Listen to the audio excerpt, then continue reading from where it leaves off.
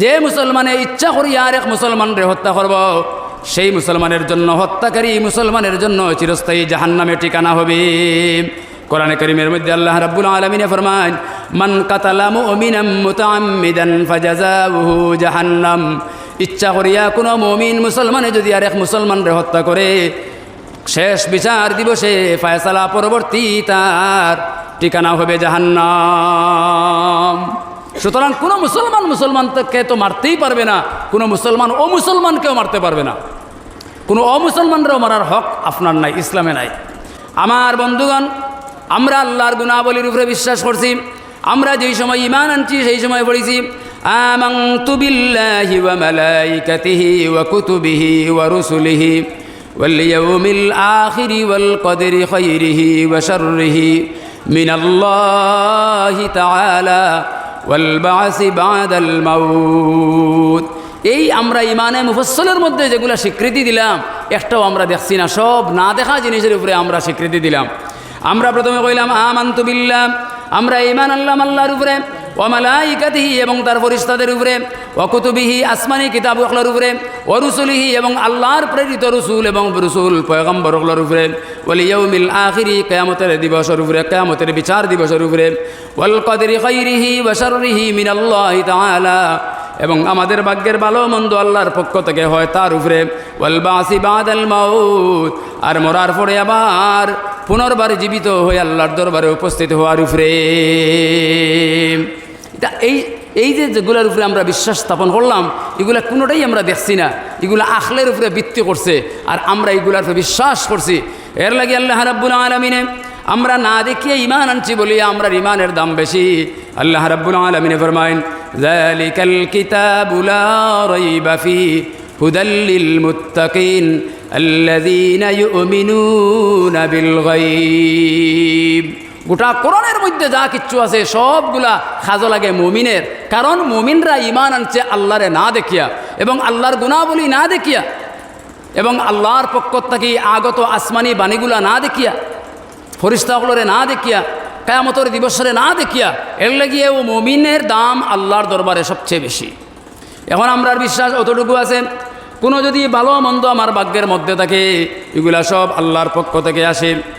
এই দুনিয়ার মধ্যে আমার যা পাওয়ার আছে সবগুলো আল্লাহ রাব্বুল আলামিনে প্রোভাইড করবে, দিবে, সাপ্লাই করবে।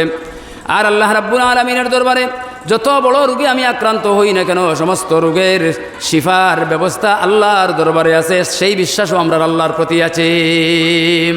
কিছু লাগে আল্লাহর কাছে চাইতাম, কিছু ফাইবার আল্লাহর কাছে কইতাম।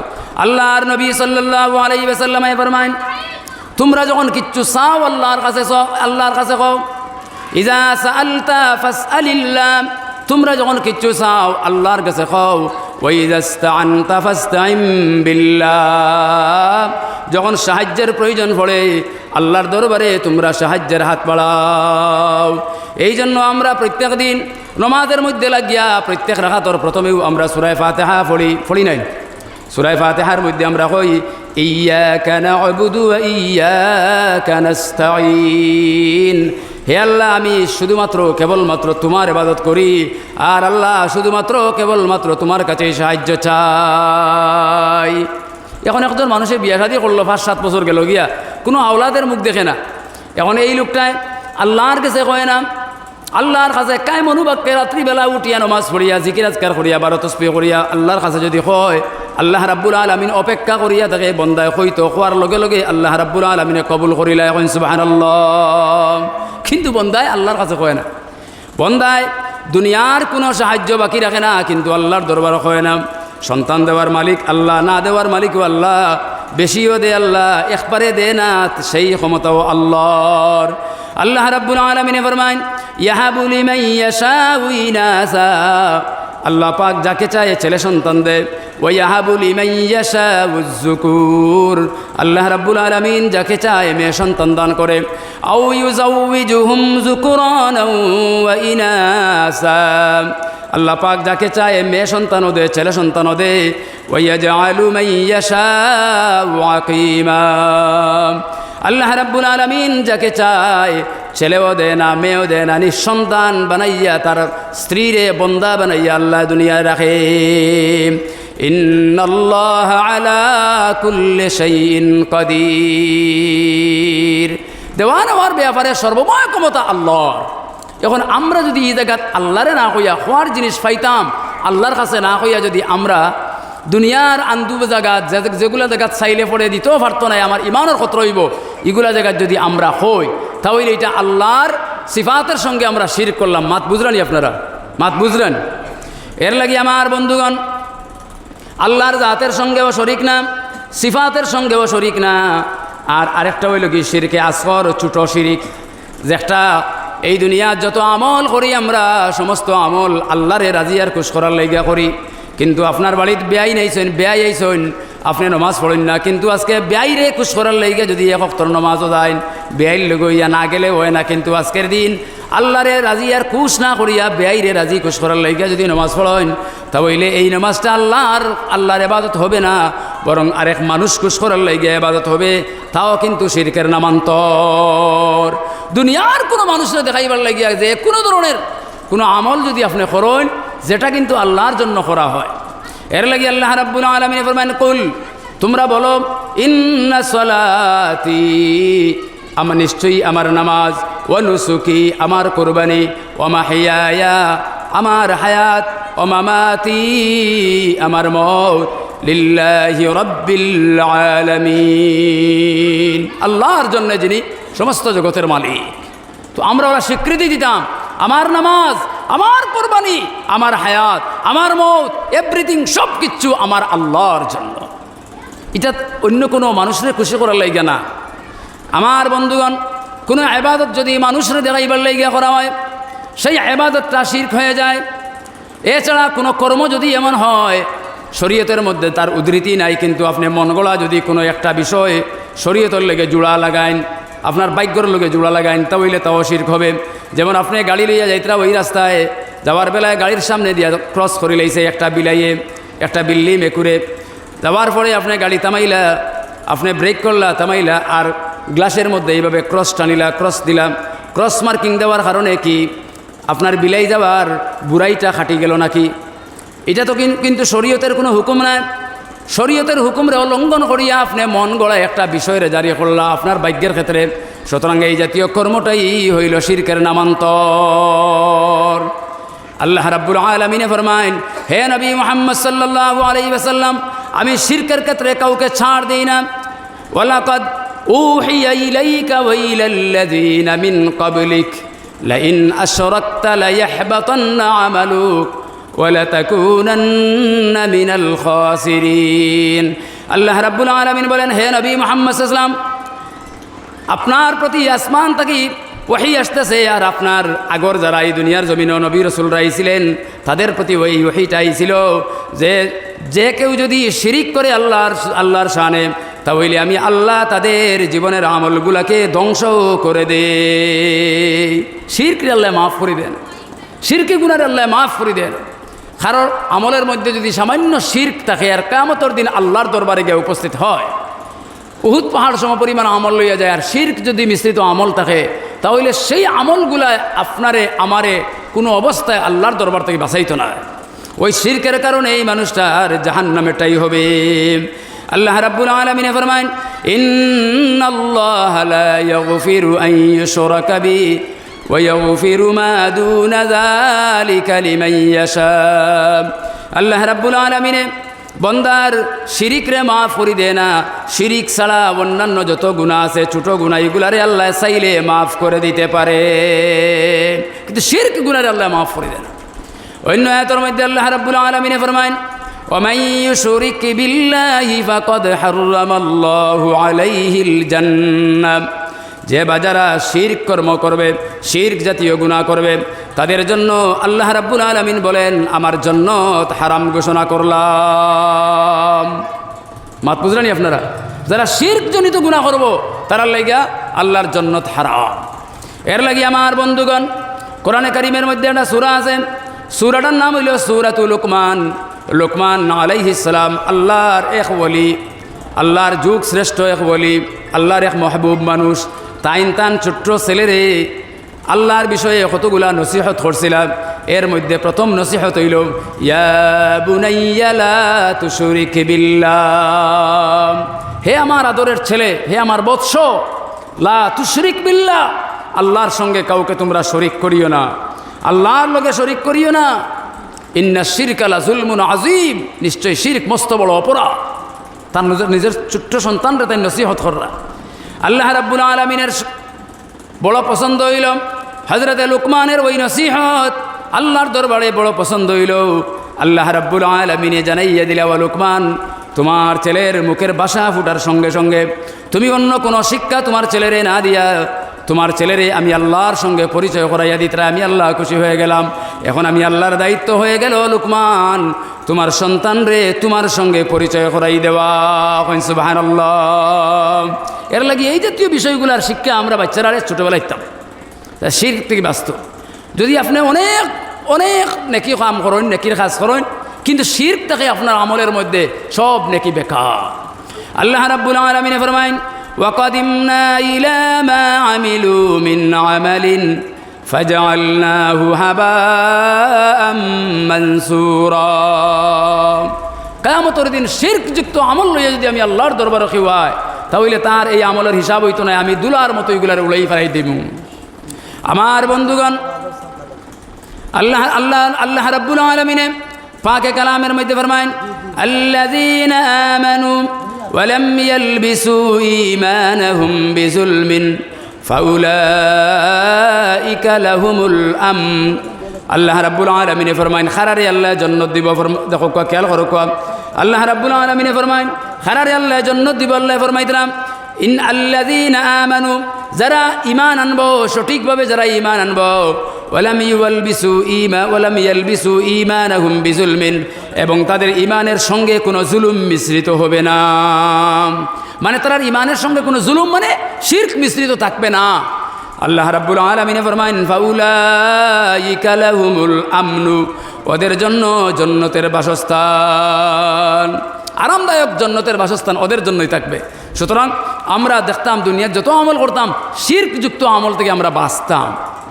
আমার বন্ধুগণ, হাদিসের মধ্যে আইছে কিয়ামতের দিন যেই সময় জান্নাতের তালা চূড়ান্তভাবে লাগানি হয়ে যেত, জাহান্নামের তালা চূড়ান্তভাবে লাগানি হয়ে যেত, বলে একটা সময় আইব কিয়ামতে হিসাব নিকাশের পরবর্তীতে আল্লাহ রাব্বুল আলামিন ফেরেশতাদেরকে নির্দেশ দিবেন, তোমরা যাও জাহান্নামের তালা লাগাইবার আগে তোমরা দেখবাই যারার দিলের মধ্যে সামান্যতম ঈমান আছে তারারে অন্তত জাহান্নাম থেকে বার করিয়া চূড়ান্ত তালা মারিও।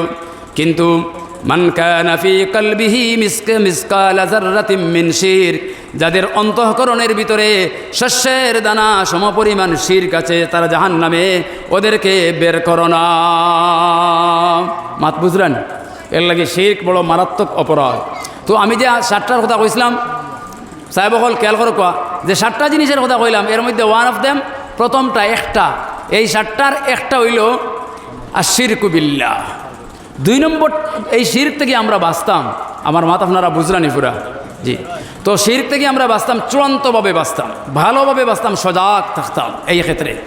2 নম্বর ওয়াস সিহর, আল্লাহর নবী বলেন তোমরা জাদু তাকিয়ে বাঁচো, জাদু করার তাকিয়া, জাদু অধ্যয়ন করার তাকিয়া, জাদু শিকার তাকিয়া, জাদু করার তাকিয়া, অর্থাৎ জাদুর কিনারেও যাইও না, জাদুর তাকিয়া তোমরা বাঁচো। জাদু মারাত্মক অপরাধ, অর্থাৎ জাদুর বিরুদ্ধে হজরতে মুসা আলাইহিস সালামে এই দুনিয়ার জমিনও যুদ্ধ করছেন। জাদুবিদ্যা শিখিয়া কোনো মানুষের লাভ করা যায় না, এর চেয়ে বেশি লস করা সম্ভব। এর লাগি জাদু শিখা এবং জাদুর ক্রিয়া কার্যকলাপ ইত্যাদি নিজের মধ্যে ধারণ করিয়া এগুলার চর্চা করা, এগুলা মারাত্মক অপরাধ, যার কারণে মানুষের ঈমান টিকে না, ঈমান নষ্ট হয়, ঈমান বিধ্বংসী অপরাধ। আল্লাহর নবী সাল্লাল্লাহু আলাইহি ওয়াসাল্লাম রে জাদু করা হইল। লবিদ ইবনে আসিম নামক এক ব্যক্তি এক ইহুদিরে জাদু করল। এই জাদুর প্রতিক্রিয়ায় বিশ্বনবী মুহাম্মদুর রাসূলুল্লাহ সাল্লাল্লাহু আলাইহি ওয়াসাল্লামের মন মিজাজের মধ্যে পরিবর্তন আই গেল। আল্লাহর নবীর স্মৃতিশক্তি লোপ পাওয়া শুরু হয়ে গেল। আল্লাহর নবী শরীরের মধ্যে তিনি একটু আরাম পাইন না ভাব সবসময় থাকে। একদিন বিশ্বনবী মুহাম্মদুর রাসূলুল্লাহ সাল্লাল্লাহু আলাইহি ওয়াসাল্লাম ঘুমের ঘরে স্বপ্নে আল্লাহ রসুলে দেখলাম 2 জন ফরিস্তা আইছেন তান দরবারও। আবার পরে একজন নবীজির মাথার কিনারে বইছেন, আর একজন ফায়ের কিনারে বইছেন। একজন ফরিস্তা আর একজন রেজিকাইন এই লোকটার কিতা হইল। অপর ফরিস্তায় জবাব দেন, এই মানুষটারই তো জাদু করা হইল। ওই প্রথম ফরিস্তা কইতরা কিলা জাদু করলো খেয়ে করলাম, তখন ওই ফরিস্তা জবাব দিতরা লবিদ ইবনে আসিম নামক এক ওই আল্লাহর বন্দারে ওই নবীরে নবী মুহাম্মদুর রাসূলুল্লাহ সাল্লাল্লাহু আলাইহি ওয়াসাল্লাম রে জাদু করলো কিলা করলো বলে চিরুনির সঙ্গে চুল মিলাইয়া গাইড দিয়া 11টা গাইড দিয়া এরপরে খাজুরের কুষার সহায়তায় একটা কূপের মধ্যে নিয়া জাদু করিয়া এর মধ্যে ডাকিয়া তুই আইছে জিনিসগুলা কেন রাখিয়া আইছে। আল্লাহর নবী সাল্লাল্লাহু আলাইহি ওয়াসাল্লাম ঘুম থেকে উঠিলাম, নবী মুহাম্মদুর রাসূলুল্লাহ সাল্লাল্লাহু আলাইহি ওয়াসাল্লামের ঘুমে যা দেখতা তাও কিন্তু আল্লাহর ওয়াহী। নবী হলে স্বপ্নে যা দেখেন তাও কিন্তু ওয়াহী। আল্লাহ রসুল যেই সময় ঘুম ভাঙ্গার পরে তাই ওই কুয়ার মধ্যে গেলা, কারণ ওই দুই ফরিস্তার মাথার মধ্যে তো ফাইলিস কুয়ার সন্ধান। ওই কুয়ার মধ্যে গিয়া দেখলা যেইভাবে ওই দুই ফরিস্তায় মাত কথা শুরু করলা, ওই মাত কথার মাধ্যমে যেভাবে হইলা কুয়ার মধ্যে রাখা জিনিসপত্র ওই কুয়ার থেকে ওগুলা উঠাইয়া আনলাম। উঠাইয়া আনিয়া তাই 11টা গাইড ছুটাইলা আল্লাহর পক্ষ থেকে 2টা সূরা নাজিল হইল, একটা সূরায়ে ফালাক আর একটা সূরায়ে নাস। এই 2টা সূরার মধ্যে 11টা আয়াত আছে। আল্লাহ রাব্বুল আলামিনে নির্দেশ দিলাম, ও নবী মুহাম্মদ সাল্লাল্লাহু আলাইহি ওয়াসাল্লাম আপনার জাদু ক্রিয়া সব শেষ হয়ে যাবে, আপনি কিন্তু ওই 11টা গাইড ছুটাইন 11টা আয়াত তিলাওয়াতের মাধ্যমে। আল্লাহর নবী 11টা আয়াত তিলাওয়াত করলা, 11টা গাইড ছুটাইলা, সঙ্গে সঙ্গে জাদুর ক্রিয়ার থেকে বিশ্ব নবী মুক্তি পাইলা। সুবহানাল্লাহ। নবীজির পর্যন্ত জাদু করিয়া নবীজির ক্ষতি সাধন করিলেইস।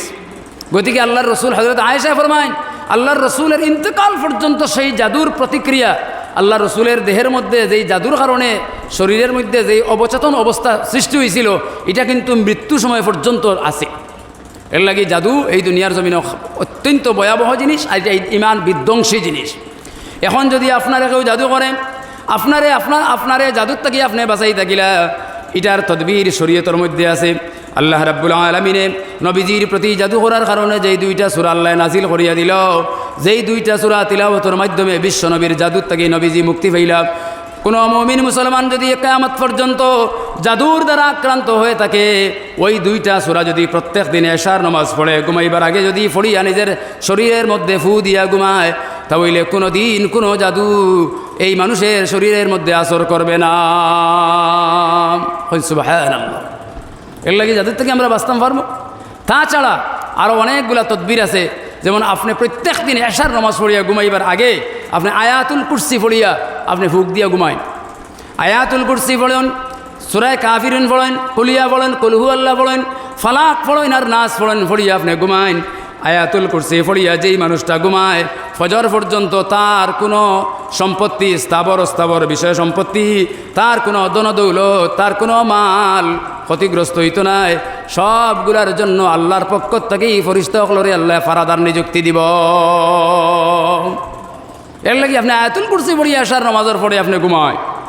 আর আপনি জাদুর ক্রিয়া তাকেই বাঁচবার লাগিয়া, ইনসান এবং জিন্নাতের শরারত তাকেই বাঁচবার লাগিয়া আপনি প্রত্যেক দিন রাত্রে ঘুমাইবার আগে সূরা নাস আর ফালাক আপনি দাইমি ফড়িয়া আপনার শরীরের মধ্যে ফুক দিয়া ঘুমায়। কোনো দিন আপনার কেউ জাদু করতে পারতো না, টুটকা করতে পারতো না, আপনার কোনো ক্ষতি সাধন করতে পারতো না। আর এই ক্ষতি সাধন করে তো জিন্নাত এবং ইনসানের ক্ষতি সাধন করে 2 জাতে। আল্লাহ রাব্বুল আলামিন ফরমায়েন আল্লাযী ইউওয়াসওয়িসু ফী সুদুরিন নাস মিনাল জিন্নাতি ওয়ান নাস। জিন এবং ইনসান এই 2 জাতেই মানুষের অন্তঃকরণের ভিতরে ওয়াসওয়াসা দেয়। কিলা ওয়াসওয়াসা দেয়? আল্লাহর নবী সাল্লাল্লাহু আলাইহি ওয়াসাল্লাম ফরমায়েন ইন্নাশ শাইতানা ইয়াজরি মিনাল ইনসানি মাজরাদ দাম। শয়তান মানুষের রোগের সঙ্গে মিলিয়া, রক্তের সঙ্গে রক্তকণিকার সঙ্গে মিলিয়া চলাচল করে। তাই শয়তান রে মানুষে দেখে না, মানুষের দৃষ্টির অগোচরে শয়তানে মানুষের ক্ষতি সাধন করে। ক্ষতির থেকে আপনি বাঁচবা এই আমলগুলা করলে পরে। আমার বন্ধুগণ, আমরা পাইলাম 2টা। প্রথম পাইলাম শিরক, আল্লাহর সঙ্গে শিরিক করা। 2 নম্বর জাদুর তাকিয়া, জাদু হইল কি মারাত্মক অপরাধ। এটার থেকে আপনি বাঁচতা, এটার থেকে দূরে থাকতা, কারণ এটা যারা ধারণ করে তারার ইমান ধ্বংস। মাত বুঝাইতাম পারিয়েন। 3 নম্বর কাতলুন নাফস আল্লাতী হারামাল্লাহু ইল্লা বিল হক। অন্যায়ভাবে কোনো মানুষকে আপনি হত্যা করার অধিকার এই দুনিয়ার জমিনও নাই। এটার নাম ইসলাম। ইসলামে মানুষের জীবন রক্ষার কথা কইস। ইসলামে কোনো মানুষের জীবনরে সংশয়ের মধ্যে ফেলানি, ইসলামে কোনো মানুষের জীবনরে আপনার অনিশ্চয়তার মধ্যে নেওয়ার লাগিয়া কোনো মুসলমানের কোনো খাসরে কোনো ক্ষেত্রে কোনো সময় কোনো অবস্থায় ইসলামে সাপোর্ট করে না। আমার বন্ধুগণ, কোনো একজন মানুষ চুরির অপরাধী, ইসলামিক শাসন হইলে তার হাত কাটা হইব, এটা ইসলামিক শাসন, এটা দেশের ইসলামিক অনুশাসনের মাধ্যমে তার শাস্তি, এটার কথা হওয়ার নাম। একজন মানুষে আর একজন মানুষের অন্যায়ভাবে কাতল করছে, রাষ্ট্রীয়ভাবে তারাও কিন্তু বদলা কাতল করা হবে, এটা কিন্তু রাষ্ট্রীয় পর্যায়ের শাসন, শাস্তি এটা আলাদা।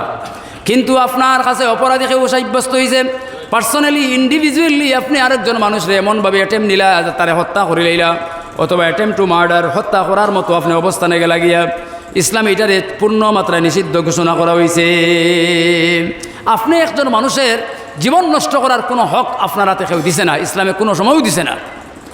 একজন মানুষ মুমিন হোক, গয়ের মুমিন হোক, মুসলমান হোক এবং অমুসলমান হোক, প্রত্যেক মানুষের জীবন আপনার হাতে রক্ষিত হবে। আল মুসলিমু মান সালিমাল মুসলিমুনা মিন লিসানিহি ওয়া ইয়াদি। প্রকৃত মুসলমান, বিশ্বনবী ফরমান, প্রকৃত মুসলমান এই মানুষ, প্রকৃত মুসলমান সেই ব্যক্তি, মান সালিমাল মুসলিমুনা মিন লিসানিহি ওয়া ইয়াদিহি, যার হাতে আরেক মুসলমান, যার হাতে আর যার কথার মধ্যে, যার মুখের মধ্যে আরেক মুসলমান নিরাপত্তা পায়। আপনার হাত আছে, আপনার ক্ষমতা আছে, আপনার ক্ষমতার মধ্যে আরেকজনের নিরাপত্তা পাইতো, তার জীবন সংশয়ের তো কোনো কারণ হতে পারেই না। আল্লাহর নবী সাল্লাল্লাহু আলাইহি ওয়াসাল্লাম ফরমায়, যে মুসলমানে ইচ্ছা করিয়া আরেক মুসলমানরে হত্যা করব, সেই মুসলমানের জন্য, হত্যাকারী মুসলমানের জন্য চিরস্থায়ী জাহান্নামে ঠিকানা হবে।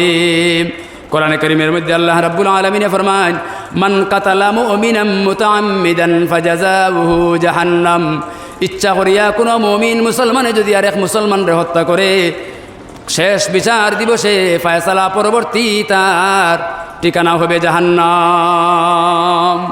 সুতরাং কোনো মুসলমানকে তো মারতেই পারবে না, কোনো মুসলমান অমুসলমানকেও মারতে পারবে না, কোনো অমুসলমানরাও মারার হক আপনার নাই, ইসলামে নাই।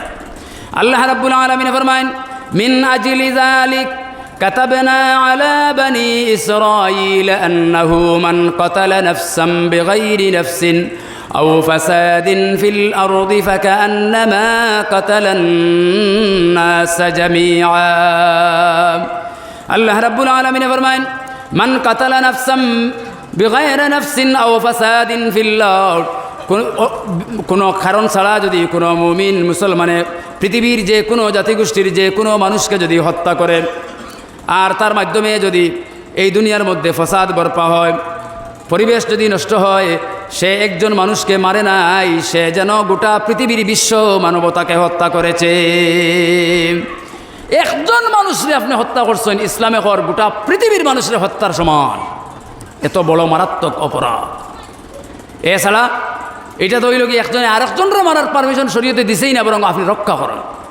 আমার বন্ধুগণ, তাছাড়া আপনি আপনার পার্সোনালি আপনি একটা লাইফ এনজয় করা, আমারে আল্লাহ একটা জীবন দিছে, আপনার একটা জীবন দিছে, এই জীবনের হিসাব আল্লাহর দরবারে কাল কিয়ামতের ময়দানে হবে।